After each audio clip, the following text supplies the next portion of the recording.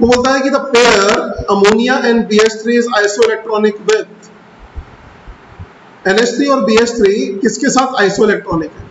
तो ये किसके साथ है उसको देखते हैं। NH3 पहले तो आइसोइलेक्ट्रॉनिक का मतलब पता करते हैं। आइसोइलेक्ट्रॉनिक का मतलब जिसके पास सेम नंबर ऑफ इलेक्ट्रॉन्स हो। तो NH3 N के पास कितने इलेक्ट्रॉन्स हैं? 7, क्योंकि उसका एटॉमिक नंबर 7 है। हाइड्रोजन का 1 होता है, तो 3 into 1 यानी total number of electrons are 10। ठीक है, ये बात समझ में आ गई। और BH3 बोरोन का होता है 5 एंड 3 into 1 मतलब 8। तो दोनों का टोटल मिला के जो हो गया इस पूरे पेयर का कितने इलेक्ट्रॉन्स हुए? 18 इलेक्ट्रॉन्स। अब देखते हैं, चेक करते हैं किसके पास 18 इलेक्ट्रॉन्स है।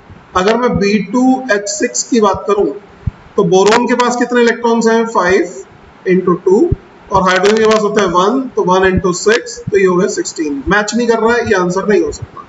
C2H6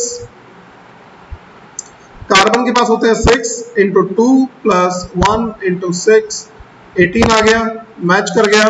that means Bombay is the answer. ठीक है, ये बात समझ में आ गई आप लोगों को?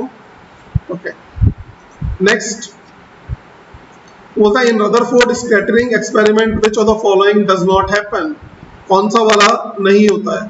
तो most of the alpha rays particles passes through without deflection. ये तो होता है क्योंकि ज्यादातर एटम का पार्ट क्या है? खाली है। दूसरा, a few alpha particle pass through the nucleus. Nucleus से कोई भी अल्फा पार्टिकल पास नहीं होता, टकरा के वापस आ जाता है, वो समझ में आता है, लेकिन पास नहीं होता। तो इसका मतलब दिस इज द आंसर, ये कभी नहीं होता। ठीक है, when alpha particles are sent through the thin metal foil, most of them go straight through the foil because। ऐसा क्यों होता है? Alpha particles are much heavier than electron, नहीं, ये कोई रीजन नहीं हुआ।